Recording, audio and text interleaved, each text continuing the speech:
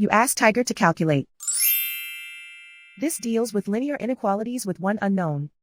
The final result is x equal or greater than 6. Let's solve it step by step. Group all constants on the right side of the inequality. Subtract 5 from both sides.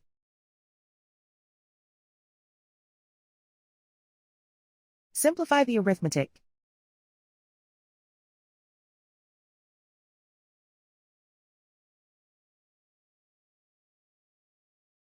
Isolate the x. Divide both sides by 4.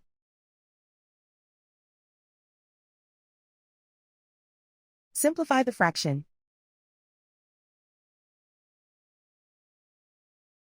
Find the greatest common factor of the numerator and denominator.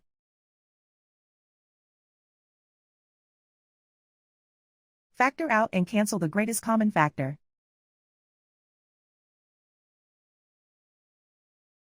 Plot the solution on a coordinate grid. And so the final result is x equal or greater than 6.